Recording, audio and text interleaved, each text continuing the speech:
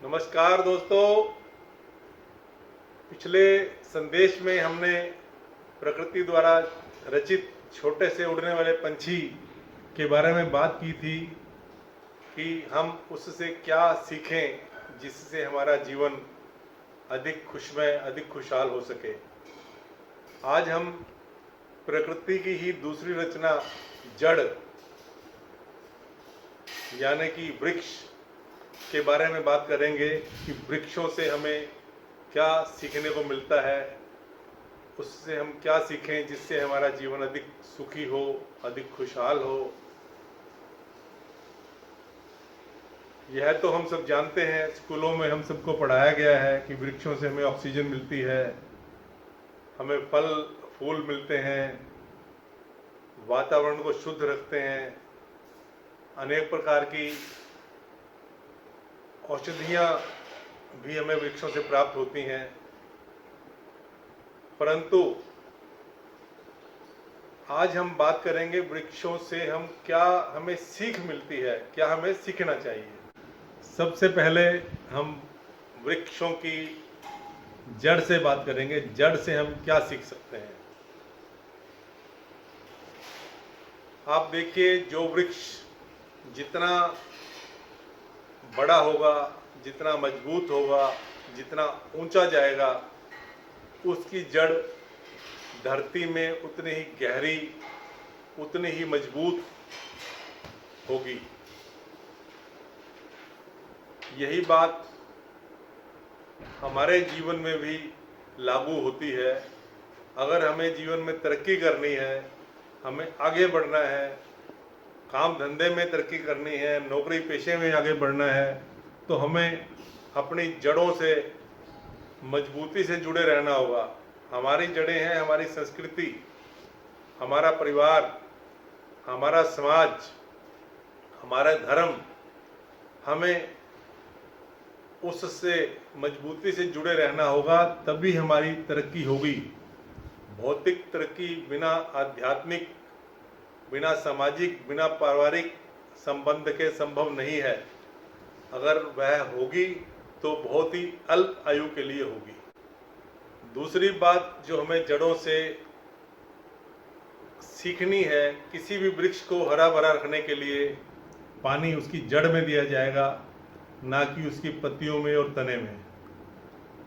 मतलब अगर हम किसी वृक्ष को पानी देंगे, उसकी जड़ में पानी देंगे, तो सारा वृक्ष हरा भरा हो जाएगा। उसकी छोटी से छोटी पत्ती, हर टहनी सब हरी हो जाएंगी। तो यह भी अपने आप में बहुत बड़ा संदेश है कि जो परिवार का मुखिया है, उसे परिवार में कुछ भी धन दौलत, खाने पीने का सामान, कुछ भी सामान उसके पास आता है, तो वो घर के हर छोटे बड़े सदस्य, हर मेंबर के पास उसी अनुपात में पहुंचना चाहिए जिससे वो सब सुखी और खुशहाल महसूस करें। अगली महत्वपूर्ण बात जो हमें सीखनी चाहिए कि वृक्ष की कितनी भी टहनियाँ निकलें तने से, परंतु हर टहनी जड़ का काम नहीं कर सकती। कोई कितना बड़ा टहना हो जाए, वो जड़ का काम नहीं कर सकता। आज हम देखें कि परिवार बड़े हो जाते हैं तो बहू बेटे कमाने लग जाते हैं, तो उन्हें अपना घर परिवार अच्छे नहीं लगते। वो अलग से घर लेकर रहना चाहते हैं ताकि कोई रोक टोक ना रहे। और इसी झमेले में कुछ लोग परेशान हो जाते हैं, डिप्रेशन में चले जाते हैं। कोई थोड़ा सा झटका आया नौकरी का, बीमारी का, वो संभल नहीं पाते हैं। तो ठीक उसी तरह जैसे कोई बड़ा टहना वृक्ष से अलग होकर सोचा कि मैं बहुत बड़ा हो गया, अब मैं अपना काम अपने आप चला लूँगा, वो जड़ से अलग हो जाएगा तो कुछ दिनों बाद धीरे धीरे सूख जाएगा। यही स्थिति हम मनुष्यों के लिए भी है। हम परिवार में हमेशा हमें जुड़े रहना चाहिए। आप दूरियां बना सकते हैं, काम की वजह से, बिजनेस की वजह से, नौकरी की वजह से आप दूर जा सकते हैं, परंतु आपको अपना जुड़ाव अपने परिवार से बनाए रखना चाहिए। यह संदेश हमें वृक्षों से अच्छा कोई और नहीं दे सकता। संक्षेप में हम वृक्षों की जड़ से हम बात कर रहे हैं। सिर्फ हम किसी भी रूप में हैं, चाहे हम परिवार के मुखिया के रूप में हैं, चाहे हम किसी परिवार के सदस्य के रूप में हैं, या हम किसी एक आम आदमी के रूप में हैं, तो हम सब के लिए कुछ ना कुछ सीख है। सबसे पहले हम मुखिया की बात करेंगे। तो परिवार के लिए जो जड़ है वो मुखिया का ही काम कर रही है, और जैसे जड़ में पानी दिया सारा वृक्ष हरा भरा हो गया, वैसे ही मुखिया का भी काम है। जैसी आमदनी है, जितनी कमाई है, जो आपका धन दौलत है, उसका सुख सारे परिवार को, हर सदस्य को बिना भेदभाव के मिले। आज परिवारों में झगड़े हो रहे हैं, वो इसलिए हो रहे हैं कि माँ बाप एक बच्चे को चाहते हैं, दूसरे को कम चाहते हैं, एक बहू को चाहते हैं, दूसरे को कम चाह रहे हैं। तो यह ही दुखों का कारण है। हमें वृक्षों की जड़ से यह संदेश मिल रहा है मुखिया के रूप में कि हमें सबको एक समान रूप से देखना है। तुलसीदास जी ने भी इसके लिए बहुत अच्छा दोहा लिखा है। मुखिया मुख सा चाहिए, खान पान कहूँ एक, पालई पोसई सकल अंग, तुलसी सहित विवेक। इसी प्रकार अगर हम परिवार के एक सदस्य हैं तो हमारे लिए भी बहुत सुंदर संदेश है कि हमें परिवार से जुड़कर रहना है। परिवार से अलग होकर हमारा अस्तित्व बहुत ज़्यादा समय तक नहीं बच पाएगा।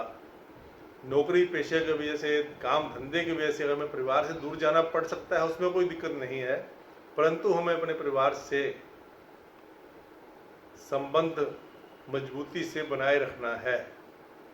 और आम जनों के लिए, आम प्राणियों के लिए, आम लोगों के लिए यह संदेश इसमें दिया गया है कि हम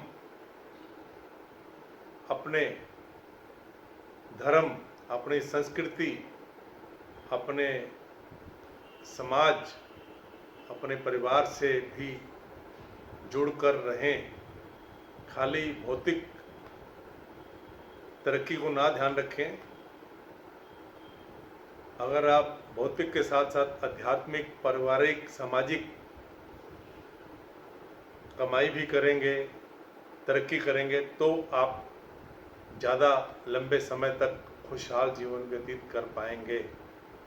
अन्यथा जो भी खुशी, जो भी तरक्की, जो भी धन दौलत आपको मिली है, उसकी आयु अधिक समय तक नहीं रहेगी।